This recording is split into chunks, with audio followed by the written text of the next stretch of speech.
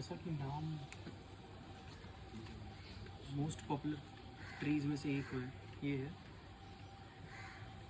बिल्व, है ना। बहुत लकी लोग माने जाते हैं जिनको 4 पत्ती मिलती है, 5 पत्ती मिलती है बेल में, है ना। पर ये प्राइमरली ये 3 पत्ती के साथ ही पैदा होता है, और कुछ म्यूटेशंस की वजह से भी रैंडमली भी हमें 4 या 5 पत्ती भी मिल जाती है। कभी कभी 6 पत्तियाँ मिलती हैं एक प्लांट में मिल जाती है। आयुर्वेद में अगर इसकी इम्पोर्टेंस की बात की जाए तो स्पिरिचुअल से कहीं ज़्यादा इसकी आयुर्वेदिक इम्पोर्टेंस होती है। दुनिया में ऐसे कोई भी पेट संबंधी बीमारी अगर कहीं भी किसी को होती है, उसकी कोई अगर दवा बनती है तो उसमें ये इसका मेजर कंटेंट होता है, बेल का। शुरुआत करते हैं इसकी जड़ से, फिर ऊपर तक जाते हैं। बेल की जड़ जो है दशमूल में इस्तेमाल होती है, मतलब मेजर काढ़ा, दशमूल का क्वाथ बोलते हैं, दशमूल क्वाथ, उसमें इसकी जड़ इसका इस्तेमाल होती है। ट्रंक और रूट्स, द रूट्स, दशमूल, मूल इज द रूट, है ना।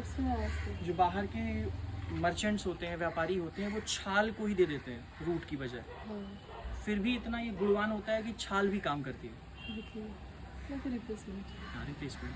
तो इसकी रूट मोस्ट इम्पॉर्टेंट पार्ट होती है आपके यूट्राइन डिसऑर्डर्स को और पेट संबंधी डिसऑर्डर्स को बहुत अच्छा काम करती है। वायु का निरोमन करती है, जैसे हदिती करती थी वैसे दशमूल करती है।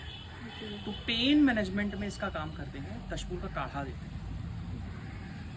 दूसरा, कान में एक ऑयल बनता है अष्टांग हृदय में, उस ऑयल का मेजर कंटेंट ही यही होता है, इसकी जड़।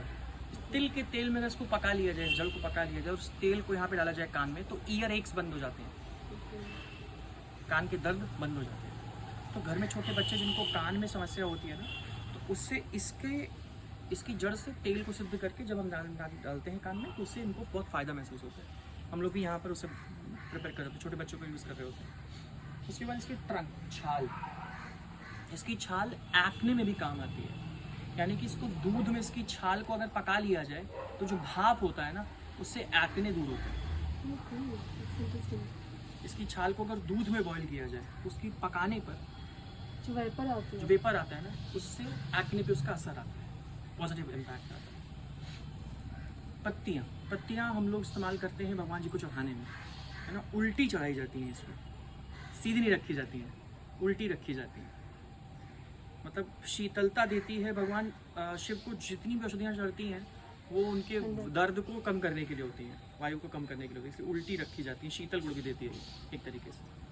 इसका मोस्ट इम्पॉर्टेंट जो पार्ट है, कहाँ गया, कुछ गिरा है अभी इसमें, नहीं गिरा है, फल। हाँ,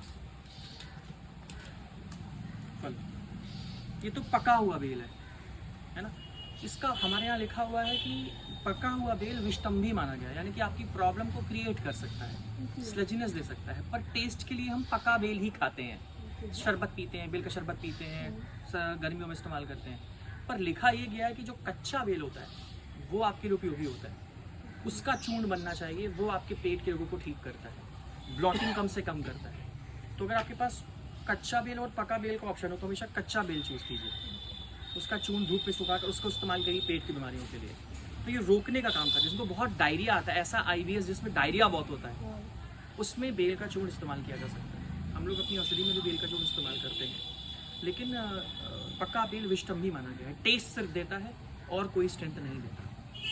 तो बेल को सिर्फ और सिर्फ पौराणिक दृष्टिकोण से नहीं बल्कि आयुर्वेदिक दृष्टिकोण से भी इसकी बहुत इंपॉर्टेंस होती है। इसीलिए इसमें भी येलो कपड़ा है, तो रंग छूट गया इसका, और येलो कपड़ा इसमें इसीलिए है। तो इसीलिए जो इसकी दूसरी इंपॉर्टेंस होती है, कहा जाता है कि जो रुद्राभिषेक हम करते हैं ना, वो इसके पास होना चाहिए, बेल के पास होना चाहिए, इसके आसपास होना चाहिए चीज़। तो इसीलिए आयुर्वेद की दृष्टि से बेल वन ऑफ द मेजर औषधि पेट की मानी जाती है, स्टमक की। स्टमक को अगर स्वस्थ रखना है तो ऐसी कोई भी मेडिसिन नहीं जिसमें बेल ना पड़ना ही है। इसमें बिलवादी चूर्ण के रूप में पड़ता है, और भी बहुत सी मेडिसिन होती हैं, एकल औषधि के रूप में भी इसको इस्तेमाल किया जा सकता है चूर्ण के फॉर्म में। कई लोग तो इसकी बेल पत्ती खाते हैं, डायबिटीज़ में खाते हैं, उसका तो हमें कभी रिजल्ट नहीं पता, मतलब उसका लॉजिक भी हमें नहीं पता। पर बहुत से लोग यहाँ पर बेल की पत्ती चबाते हैं, हाँ, उसको खूब चबाते हैं, और डायबिटीज़ में इसका रिजल्ट वो देखते हैं, ऐसा कहते हैं। पर हम लोगों ने भी ऐसा देखा नहीं है, उसका लॉजिक बिल्कुल डिफरेंट होता है। तो आज का ये प्लांट था आपका बेल का प्लांट था।